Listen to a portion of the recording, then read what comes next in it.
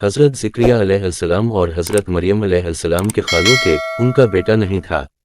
وہ یروشلم میں رہتے تھے۔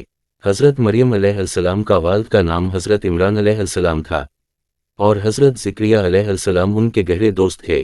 حضرت ذکریا علیہ السلام پیشے سے ترکھان تھے، وہ بچپن ہی سے بڑے نیک تھے۔ اللہ تعالیٰ نے ان کو بنی اسرائیل قوم کی ہدایت کے لیے اپنا نبی چنا تھا۔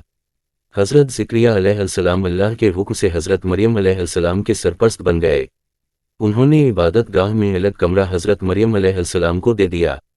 حضرت مریم علیہ السلام نے اپنے خالو حضرت ذکریا علیہ السلام سے تعلیم حاصل کرنے لگیں۔ ایک دن حضرت ذکریا علیہ السلام ان کے کمرے میں گئے تو حیران ہو گئے۔ وہاں ایسے تازہ پھل پڑے تھے جن کا موسم گزر چکا تھا۔ حضرت ذکریا علیہ السلام نے پوچھا کہ اے مریم، یہ پھل کہاں سے آئے؟ حضرت مریم علیہ السلام نے جواب دیا کہ یہ پھل اللہ تعالیٰ نے دیے ہے۔ حضرت ذکریا علیہ السلام سوچا کرتے تھے کہ کاش ان کا کوئی بیٹا ہوتا۔ ان کا خیال تھا کہ میں اور میری بیوی بہت بوڑھے ہو چکے ہیں، اب شاید ہمارے گھر اولاد نہیں ہو سکتی۔ حضرت مریم علیہ السلام کی بے موسم پالوں کی بات سن کر ان کو خیال آیا کہ اللہ تعالیٰ بے موسم پھل دے سکتے ہیں، وہ تو سب کچھ کر سکتے ہیں۔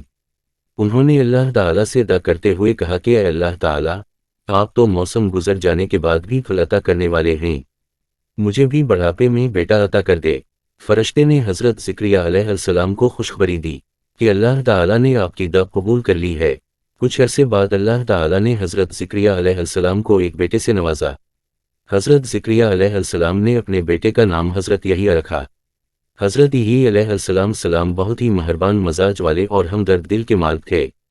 حضرت ذکریا علیہ السلام نے حضرت یحییٰ علیہ السلام کو خود تعلیم دی اور ان کو اللہ تعالیٰ کے احکام سمجھائے۔ جب وہ بڑے ہوئے تو اللہ تعالیٰ نے ان کو بھی اپنا نبی چن لیا۔